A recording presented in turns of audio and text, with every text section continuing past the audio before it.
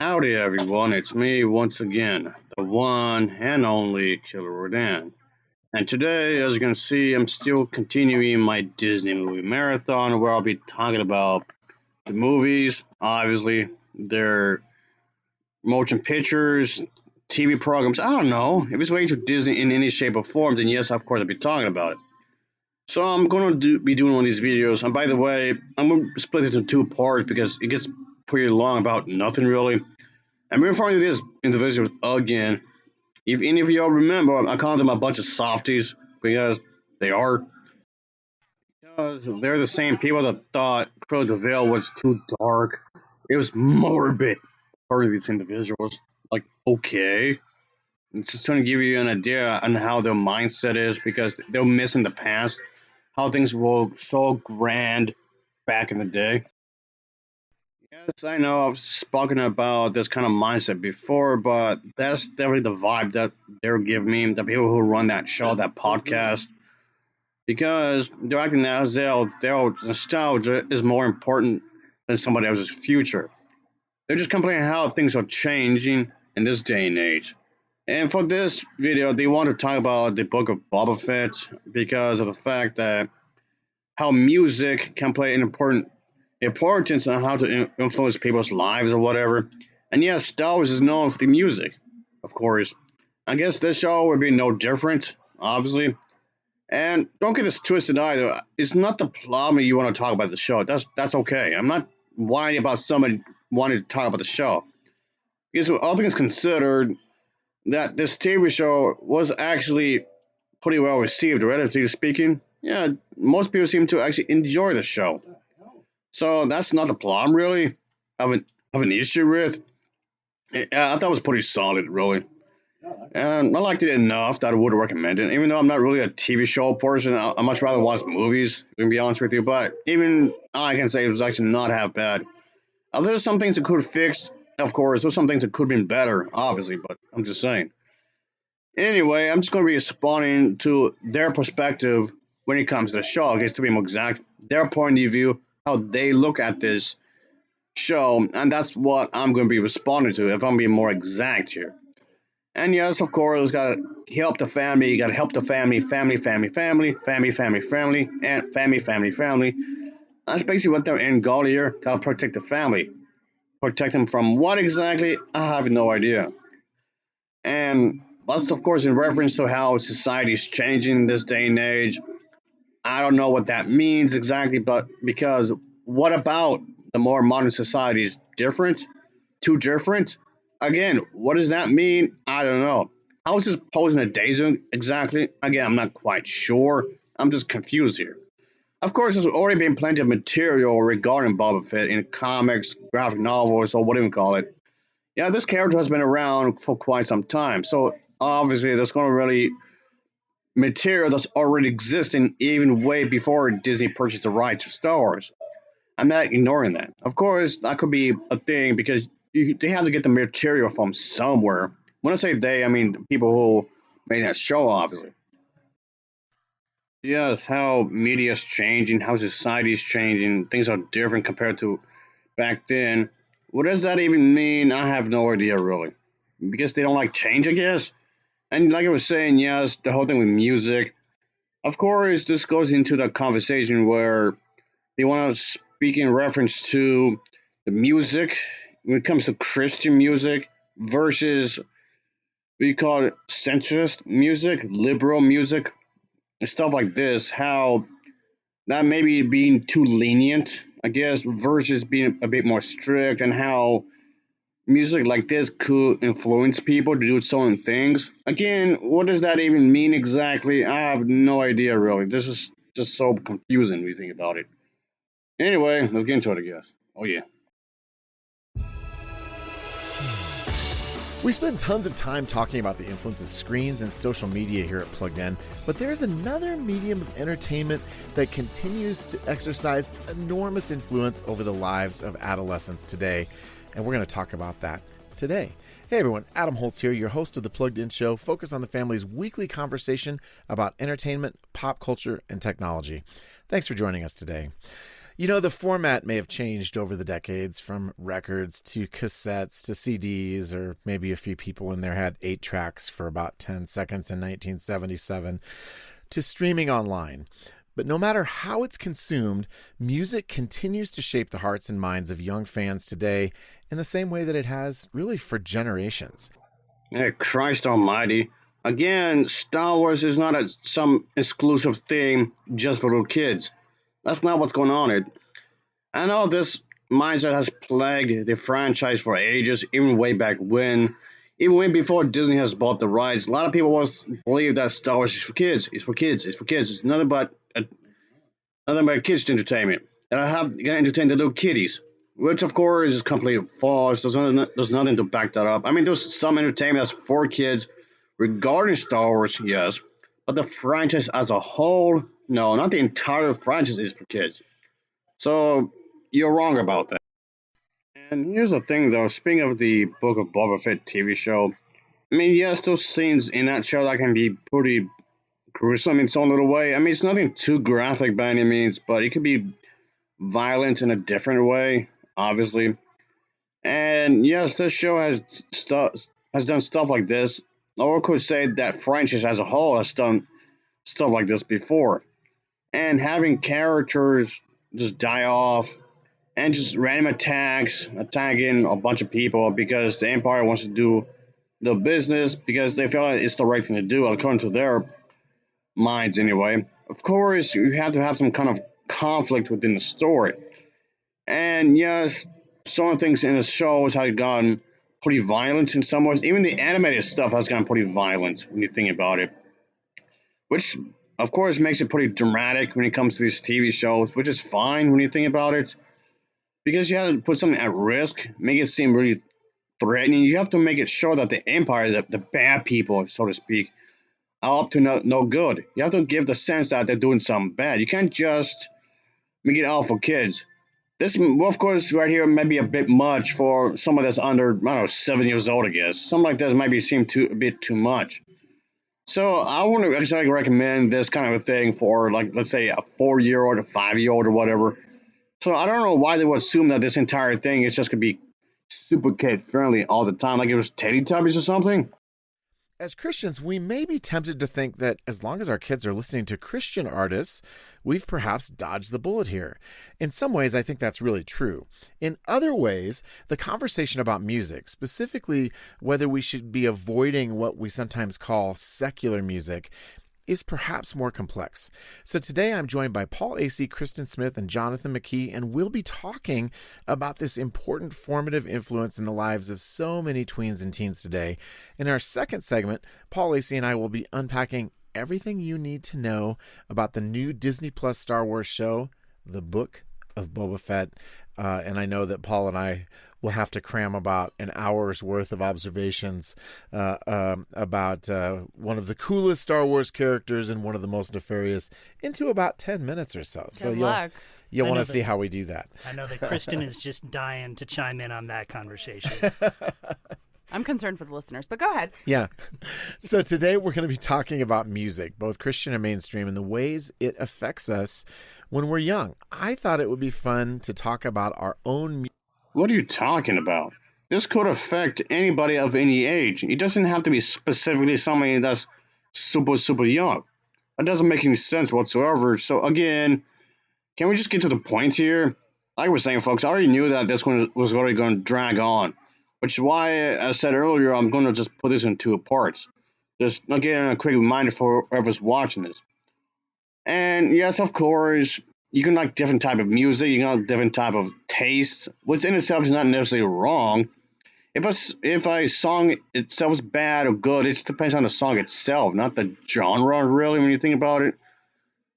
Anyway. Past just a bit to kick off this conversation. So when I was growing up, back, the little Stone Age wheels that were turning, and think Flintstones, and you're in the right neighborhood. My dad listened to a lot of the Beach Boys and Neil Diamond. And I still have a very soft spot in my heart for both of them. I won't sing Sweet Caroline or, anything from the Beach Boys just right now, even though I'm tempted to just break it out. But there comes a point where we begin to want to have our own music as kids, where we want. I don't see what this has to do with anything. Even like the Beach Boys or Sweet Caroline or what do you even call that, that's fine. You can like it all you want. I don't care. I don't see the relationship to Star Wars exactly, but if you want to listen to the Beach Boys all day, you have that right. I'm not going to stop you from listening to it. It's not my cup of tea, really. But if you want to listen to that kind of thing, I don't care. Go ahead. Ugh. Differentiate from our parents. And so I remember going to the store, and I'm answering my own question, by the way, and then I'm going to ask you guys the same thing. Exactly. So No, we love it. Guide us. I know. I have our icebreaker backwards today. I went to the store, and I'd been listening to the radio, and I remember looking at the music display, and it was either going to be Def Leppard Pyromania or Culture Club's Color by Numbers, which had Karma Chameleon. Suffice it to say, though they were both from England-ish, more or less, these are really different bands. Very different. I went with Def Leppard, and the die was cast from then on. I sometimes wonder, so much sense. In the choose your own adventure version of my life, what would have happened if I had picked, Culture Club? Okay, but what does this have to do with Boba Fett? Okay, can we just get to the point, shall we? At that point, it would have been like a movie where you go go through the different sliding doors and stuff.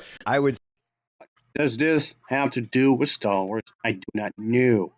Again, stop blabbering on. See that movie. Right. So that was the choice I make. So that brings me, that's all the lead up to my question, which I have now answered. You didn't answer anything. This entire thing is completely and utterly idiotic. Just move on. What about you? What was the first music you remember buying that was really your own choice and your own expression of your personality? Like not having your parents picking the music out for you, and you did it on your own free will? Okay. Personality. Kristen's pointing at Paul, and Paul's making a face. So we will go with Paul. I'm narrating definitely. Yeah, what was so funny? I don't know. Mentally speaking, I already checked out, so. For those listening at home. Paul, what do you got for us? All right, so first off, Adam, I have to say that my mom listened to Neil Diamond in Johnny Crack Corn, and I don't care. Johnny Crack Corn, and I don't care. Johnny Crack Corn, and I don't care. Incessantly. I know every Neil Diamond song there is. But when it came time to... Did you have the jazz singer sound? Oh my God, let's just get to the point. I don't care about any of this. Like, at all. Sounds like you have a man crush, but whatever. You know what? I don't think we did. Okay, we'll talk about that later. All right, we'll have to do that. That's something for another podcast another time. That's an off-podcast conversation. Right. So the first album that I actually bought myself, this will really say a lot more about me than I want it to. That's the point of the really question. excited. Go ahead.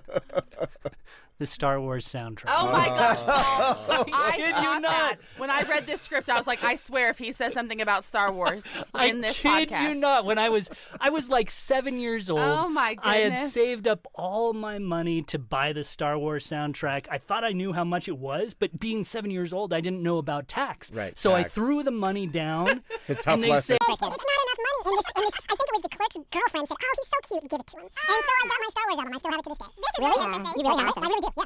Wow. That's awesome. Amazing.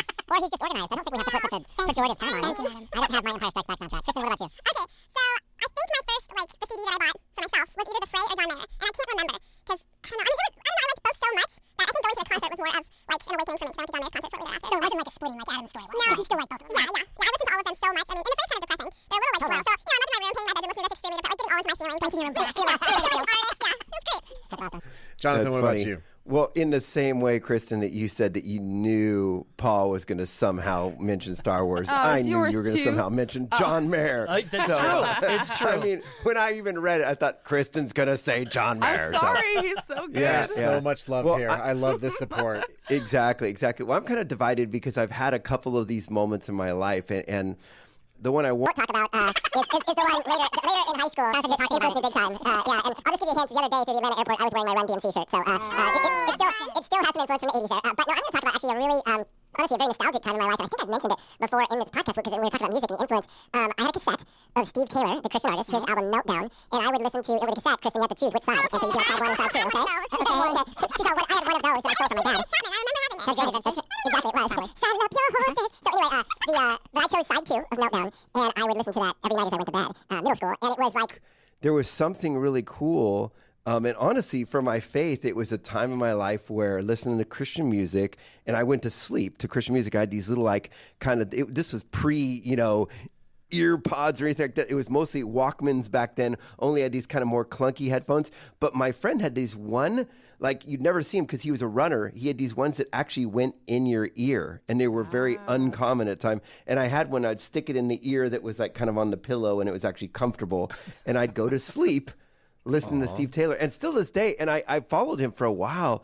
He was doing some Christian movie stuff, and I literally wonder where the guy is because I was such a fan.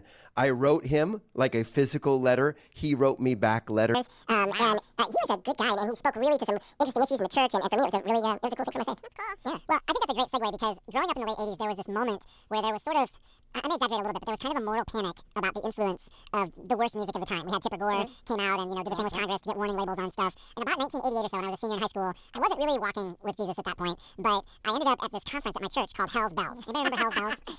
Hell's Bells was like pretty much every possible iteration of how Satan was involved with secular music. I mean, it was really a scared straight kind of thing. It dealt with backmasking. It dealt with, AC/DC and the Night Stalker. I mean, I could go down the list of all of the music controversies in the 80s.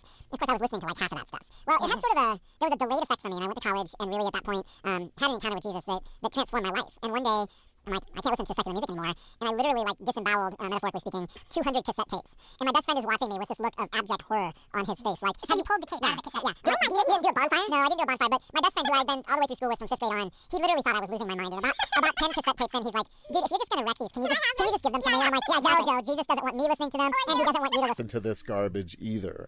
And I share this because I went through a period of probably about 3 years where I listened exclusively to Christian music. And then some of that old stuff started to creep back in. And I would say I'm now at a point where I evaluate things more on individual lyrics and songs and their influence on me than whether they're Christian or secular or not. But here's my question to sort of launch us into the meat of this conversation, even though we've been going for a while now. Kristen, you're a little bit younger than us, as we have already joked about today. Was this idea of good Christian kids don't listen to secular music, something that was still around when you were growing up? And more broadly for all of us, how did your parents shape the musical choices you made? Of course, they're speaking about how music impressed them when they were younger, how it affected them to make specific life choices because of said song, I reckon, and their favorite musician, I suppose. How later down the line it affected their lives in some kind of shape or form, I guess. But then, of course, the whole idea of blind obedience, obey your father and mother. Because, yes, it's a test of God, how in the Bible explains that you should obey your parents, your guardian, because they know what's right for you and you don't.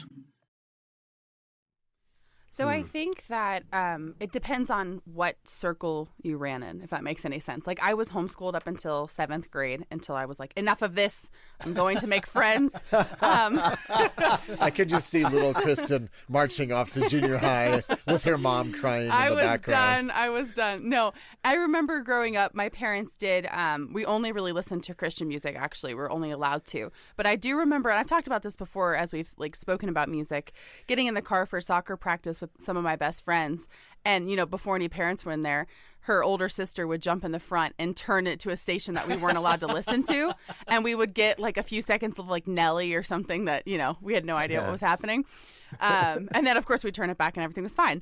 It's always Nelly, isn't it? It was always Nelly. It always comes back to Nelly.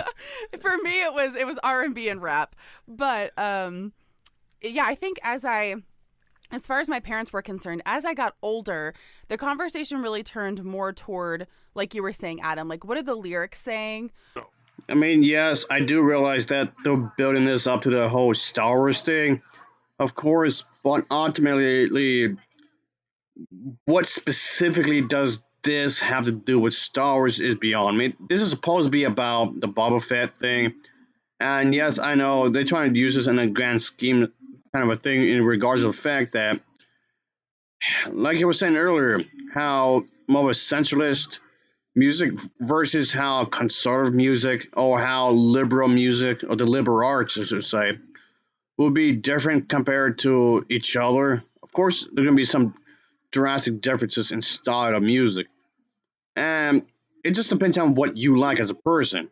Just because somebody likes a different type of music than you do, that in itself does not mean you can make someone a bad person. It just seems like you just want to be a control freak because you just want people to like what you like some kind of middle school kind of mindset. It's just ridiculous. What's going on here. And I really actually appreciate my parents kind of let us have some independence as far as music was concerned. And of course, like my mom and dad were listening, at least it seemed like it, to what was being said. So there were some things that I would try to listen to and they're like, shut that garbage off. Like, not in my house. Straight out of a Twisted Sister video. Yeah. But a lot of, I think, the musical influence of like Christian versus secular was when I did go to public school. You know, I joined track and I did all the sports and those kids listened to whatever they listened to. Right. And of course I listened then to what was there. But as time went on, I really did grasp an understanding of what was being said versus Christian versus secular. I don't know if it was as dramatic as what you were saying, like so polarizing. Yeah.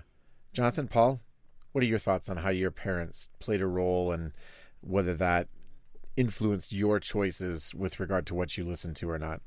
You know, from my perspective, since I was just listening to the Star Wars soundtrack, that really wasn't a huge... There wasn't any backmasking like, with Satan talking in the background. But even when... Don't talk all the same time, god damn it. I couldn't hear what you were saying. I mean, yes, of course, there could be songs that have meaning to them, like specific lyrics and whatnot, which in itself doesn't necessarily have to be a bad thing. Of course, it could depend on the message itself, sure, but what works for one album may not work for the other. You don't want every song, every album in the world to be exactly the same, even if it's a soundtrack to a movie or a TV show. It just depends on how it's done, of course. But again, I find this really odd because what does this have to do with Star Wars? None of this has been explained. It's already dragging out. Into, I think, more traditional secular rock and roll music, right? I don't think my parents really paid that much attention. Okay. I was lucky to grow up in an age, I think, where Christian music was really starting to make inroads into the secular world. You know, the Amy Grants, the Michael W. Smiths of the world. You know, you even a little bit later, you had DC Talk and whatnot. Right. So, what he's referring to is like the heavy metal bands, the rock metal bands, the punk rock and all that jazz. Or death metal and whatnot. Okay, yeah, so different styles of music, true. Just like how rap music might have its own subset of genre, or even the gospel music might have its own subset of genre. Same thing with country. Okay, sure, that exists. Every genre have its own subsets. And that's definitely is a thing. But so what? I still don't see what this specifically has to do with the Boba Fett TV show. You had Whiteheart, some... shout out to Whiteheart if they're listening today. But I think that I... What's so funny? Oh, really? What's so funny? The fact that you somebody got a shout out from somebody famous? That's the joke? How is that a joke? I mean, good for you, I guess. Sure, whatever. Okay, I'm just okay, whatever. I don't know. I don't get any of this, but okay. I thought we were supposed to be talking about Star Wars because that's the whole reason as to why I'm here. Talk about Star Wars. But okay. But yeah. So yes, it's great to get a shout out from somebody you like, even whether it's a band, a singer, Justin Timberlake, or I don't know. It's good to have someone shout your name, I guess. Found myself gravitating to Christian music in a way that maybe a lot of other kids did not. Yes, that's because of the fact that you were raised Christian. So if you were raised in a very specific way, like this, for example, Of course, you're going to graduate to that, obviously. But the problem is that you can try to shove your own belief system onto everyone else. And then if somebody disagrees with you, you're going to act as if that they're the bad guy just for that. Again, I still don't see the connection here with this to the book of Boba Fett, but okay. And again, I know they're trying to build up to that, but still, it just seems odd. Because I really resonated with the messages. Okay. And the music was still, I thought, really good. You know, that's one thing about Christian music is I think that it is very strong. When you look at other realms in the entertainment world, you can make an argument that sometimes the Christian world has some catching up to do. Christian music, I think, was and is still pretty strong. Okay. Of course, there's a lot of Christian music that's been made even this day and age, even though despite the fact that the church attendance, regardless of which version of the church you're going to, has been going downhill. Whether it's the Jehovah's Witnesses, the Mormons, you name it, the fundamentalists or what have you, or in the Christian conservatives and the Christian nationalists, the church attendance have been going downhill for quite some time already.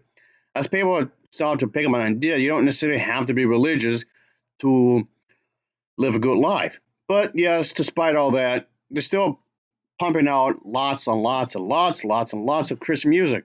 Okay, sure. Jonathan, what about you? It's funny, as you said, White Heart, Adam, I couldn't help but have some flashbacks of those days. And the other day, I actually was like, I wonder if, and I jumped on Spotify, and I found Petra's "More Power to You," and started listening to it. And I had not listened to it in probably 30 years. And it was like, I told my wife, I'm like, listen to this one. So you're going to be all happy like a little schoolboy being all giggly and whatnot. Okay. Yeah, so you have some fun memories with Christian music. Okay, I don't care about that. I really don't care about any of that. But sure, you're going to have those memories. That's like your nostalgia. Let's goes into what I was saying earlier. Nostalgia is living in the past again here. This is just really bizarre as far as I'm concerned. Outside looking in, this is really bizarre. Of course, you're going to have some childhood memories. And I keep tired of just keep repeating myself over and over again and again. This how it sounds like. I keep repeating myself here because nostalgic. Oh yeah, way back in the day, you had so many fond memories in some town that's actually decent and whatnot. And then that's the thing. You want to carry these memories during adulthood, and you want everybody to experience those same memories that you had when you were younger. You want to relive these memories again because it felt that long time ago when you were small that it didn't seem peaceful. It didn't seem fine and daddy, at least in your childhood anyway. And you just want to relive these memories. At least you were kept in a bubble, at the very least. You were kept in a bubble, at least all of you were. And then you try to shove this notion here down everybody's throats because, hey, look at that. I had these fantastic memories when I was a little kid. Ain't that lovely? You have to experience like I did. Otherwise, you're an asshole. Oh boy, yeah, it's toxic. It's very toxic. It's as if that wasn't obvious enough. Oh boy. Yes, this kind of mindset can be really dangerous. Just because you have pleasant memories doesn't mean everybody else was living the same kind of mindset. Not everybody in that specific time frame was having a good time. Because your childhood was great, it doesn't mean that somebody else's childhood was fantastic. So, what are you talking about? Just like Judas Kiss. I mean, it was like it was so flash. Anyway, so I'm sorry. Little segue there, but yeah, no, I had some good Christian moments back then.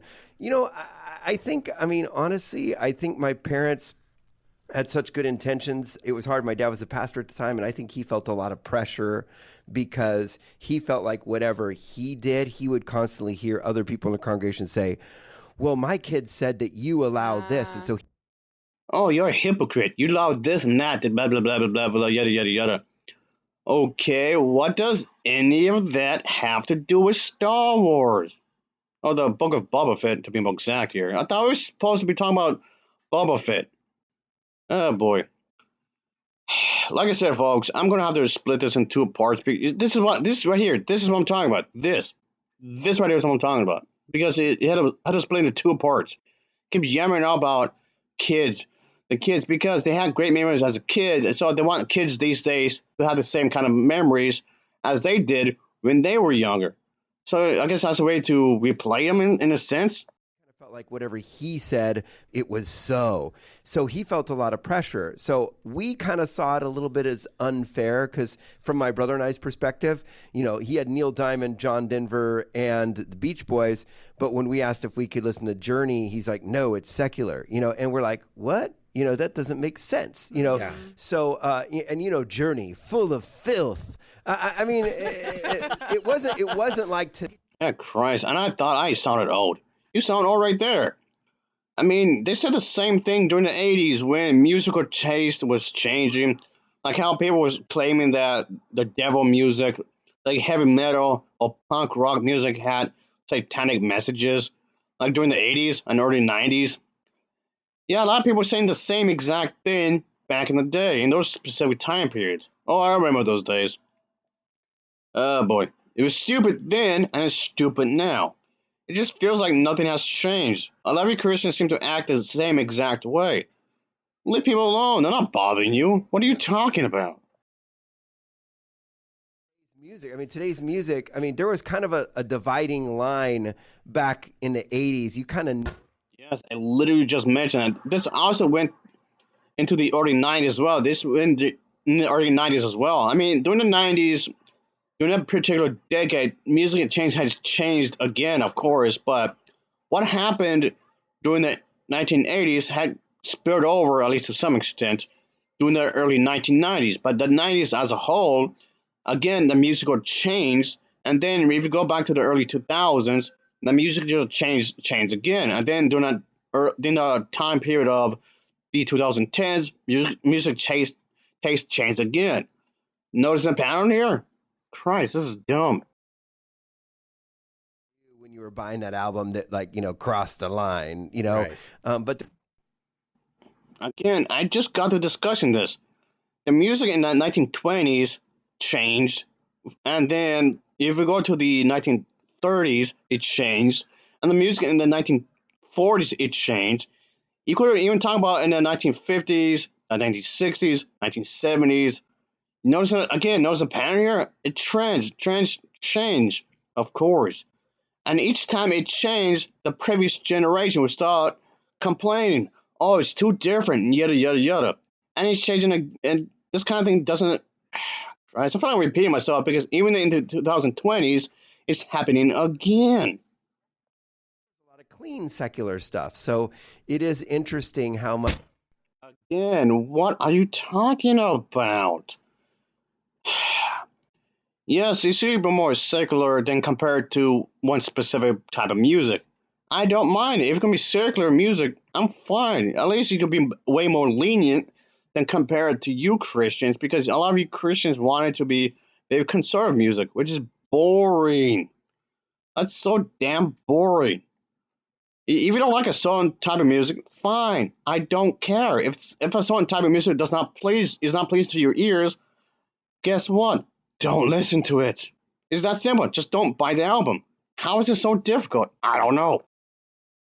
That for me, as I was raising my kids, I definitely, was like, hey, it's going to be more on content. But the problem, and I've shared this on this podcast before, the problem of what I did is I was, because isn't it funny how I said, because my dad was a pastor, I didn't even see that the very thing that I think affected him and his decision making affected me, because me as a guy who was out talking to parents about this.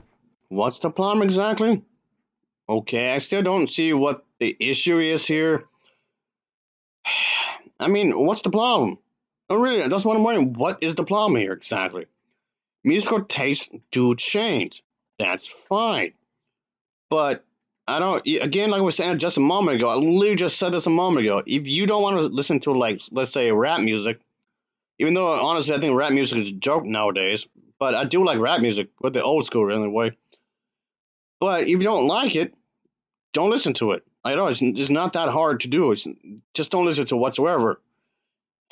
I'm just repeating myself here, aren't I? Yeah. Dangers of music, I let that kind of corrupt my own parenting, I think. Joke, right? It's a joke. This entire thing has to be a joke.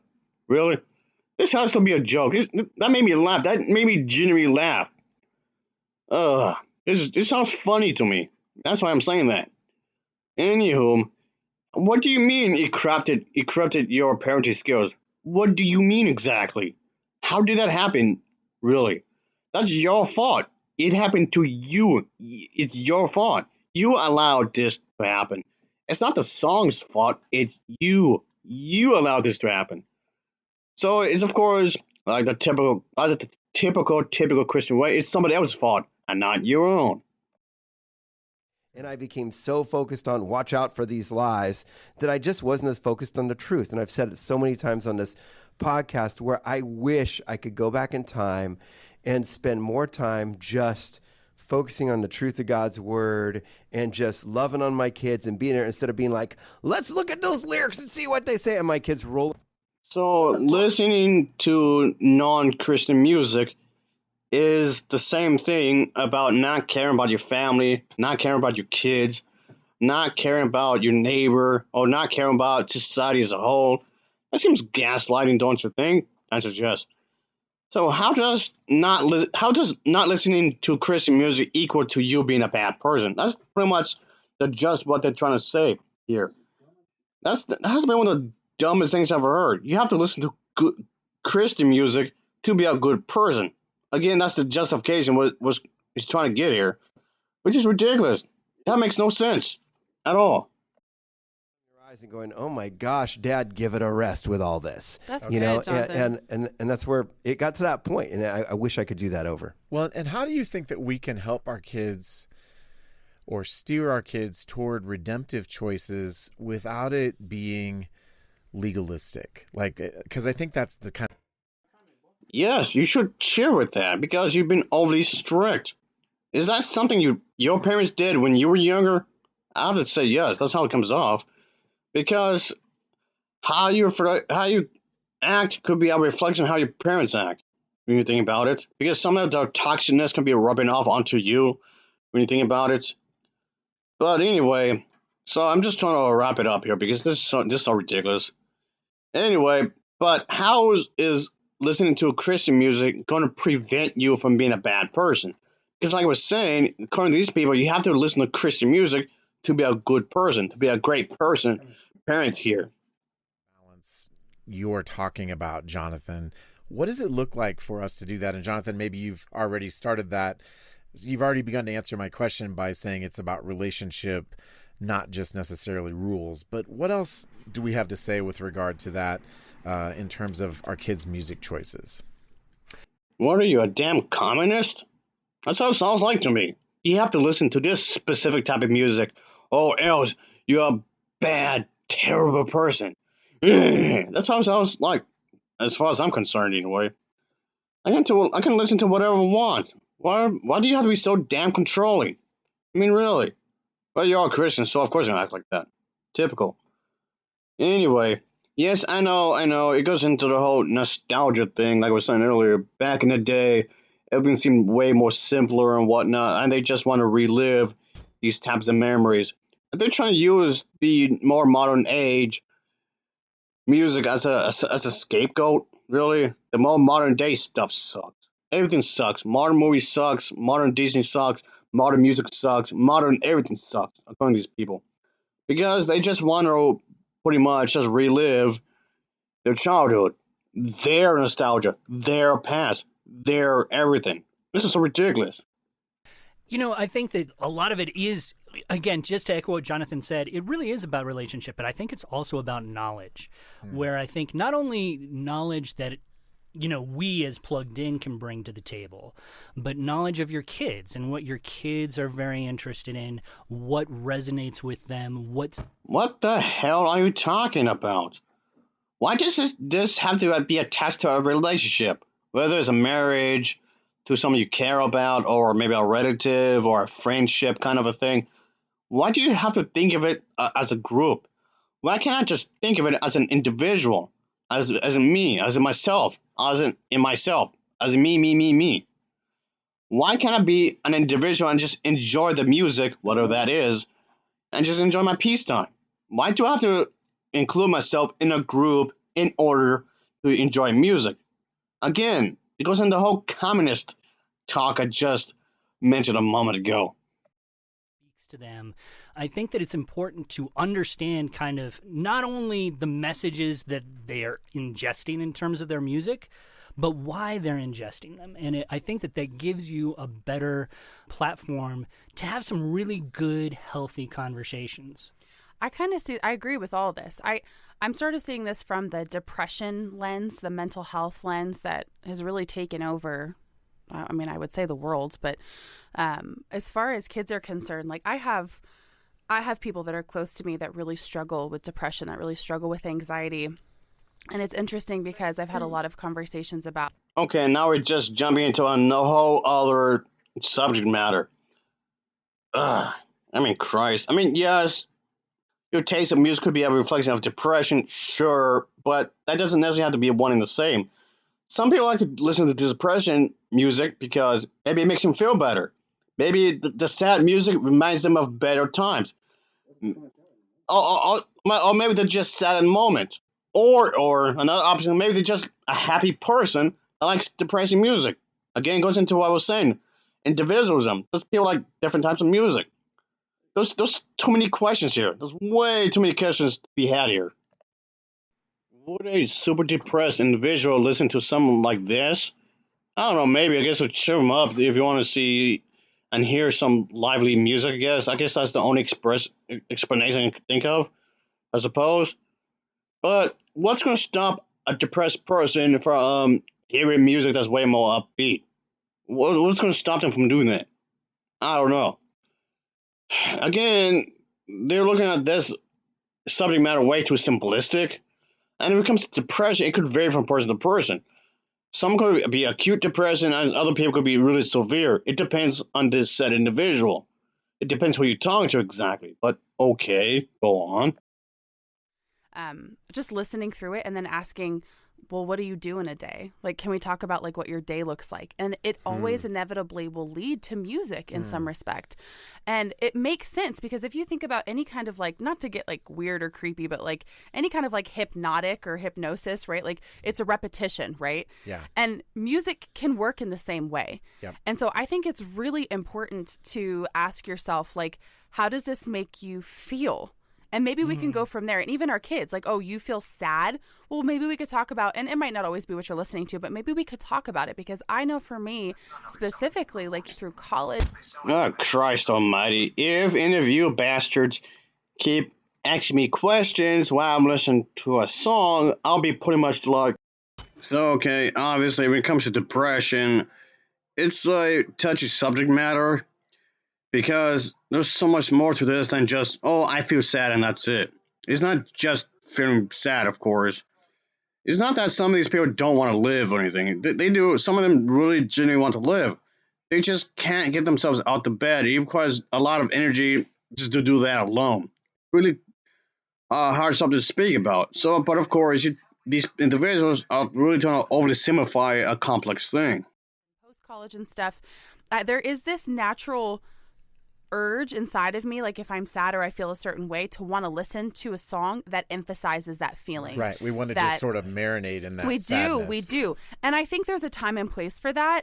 But man, it could be really unhealthy because it's just letting you rest in a feeling where we're not meant to do that. Like we need to have, and it takes away logic. You know, you get into an emotional part of your brain and you're just so disconnected from logic that it's difficult because you want to feel everything. And that's even more true of a teenager because that's all you do is rest in your emotions. Right. Everything is emotional. And so if I had any advice, it would just be to have conversations about how do you feel. Maybe we can link that back to what you're listening to and give you an alternative that could help you. Well, and that's what's so interesting about the newest research, because the newest research is showing that when it comes to social media that, you know, because of course all these experts are sitting there saying, well, why is depression higher and this and that? Again, it's not that easy. Oh, let's have a conversation and bada bing, bada boom, there you go. No, it's not that simple. This, again, an overly simplistic thing to look into with this kind of point of view. This point of view is simplistic, is what I'm saying. You can't just tell somebody, don't be sad, and there you go. And they're problem solved. And of course, a lot of these individuals thought about that. They can't just tell themselves, don't be sad, and there you go. Of course, they thought about that. Of course, they thought themselves not being sad, and it still didn't work.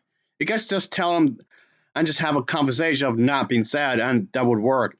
I don't see how this specifically is tied to music, really. I don't see the connection here. Exactly. You can't just listen to happy music and that would fix everything, of course. I'm no expert in subject matter, obviously. There's some stuff I'm not gonna know about, of course. So, pardon my ignorance. I'm not the one to go to when it comes to this kind of a thing. That doesn't mean I can't give any advice. I could give some advice, but that's about it, really. All things considered, just throwing it out there. But at the very least, I know I can admit that I'm no expert. Okay, just throwing it out there. I don't have the answers. Like the old saying goes, pick your battles. That doesn't mean I don't want somebody to feel better. Of course, I don't want somebody to feel sad. I don't want someone to feel shitty. I want said individual to live the next day and improve themselves.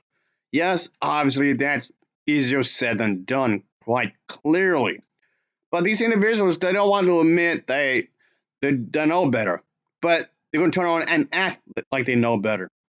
I don't see how feeling depressed is going to be attached to a certain type of music. Like certain type of music may make you feel sad. Like listen to heavy metal or listen to like really aggressive rap music and whatnot with a bunch of no words, with a bunch of swearing.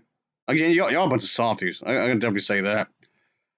But of course, listening to this type of music is not gonna make you sad. It's not gonna go and make you be all depressed and you be crying in the corner of your bedroom. That's not gonna happen there at all.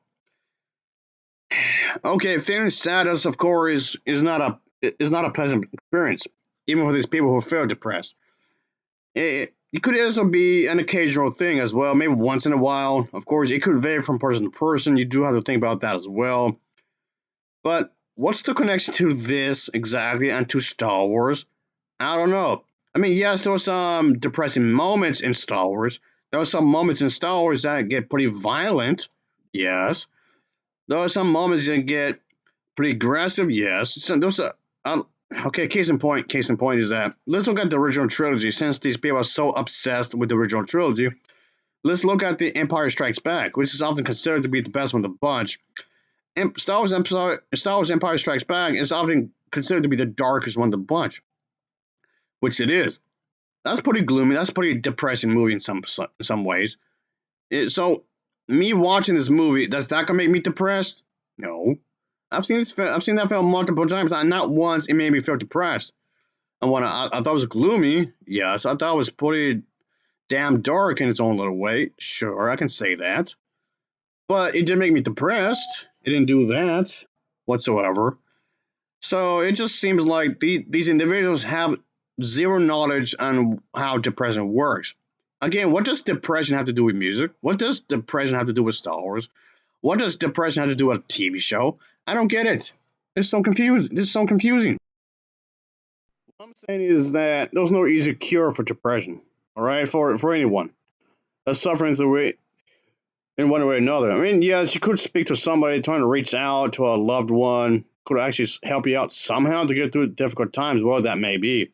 Or maybe you keep a journal, like maybe keep a notebook, maybe write some stuff down. Maybe it could be a way like a communication. I mean, yes, obviously you could see a doctor, of course. And another thing is that maybe learn about depression.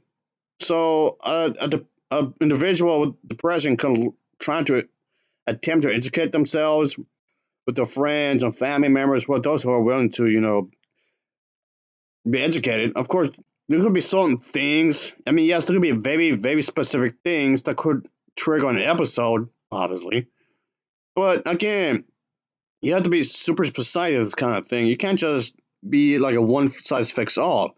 And that's another seems to be a common misconception. People treat this kind of a thing like a one fix all kind of a thing, which you can't.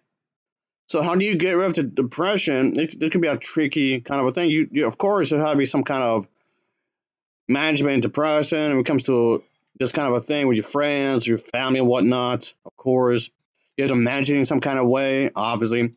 But again, that's easier said than done. But again, what does this have to do with Star Wars? I don't know. What does this have to do with music? Again, I have no idea. It's the entire thing just seems like a big blanketed statement.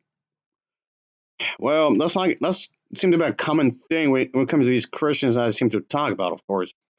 And yes, beating depression and coping with depression is not always all the same, of course.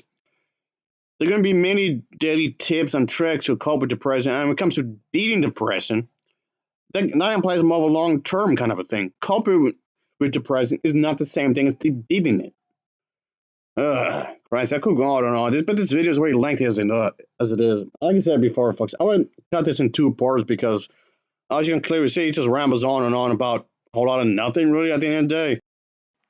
Also, okay, this should be obvious, of course, but always thinking about nostalgia. Thinking about nostalgia, that alone could trigger a response of depression because you're gonna be all sad and everything, how things were great back in the day. That alone could be a cause of depression. If anything, that could make it worse if you weren't already depressed as it is. Christ almighty, it's just, what the hell, people? Come on. Anyway, folks, thanks for watching and take care. Until next time, see ya. Oh yeah, later. I'll get to the second part when I have the chance. Ugh.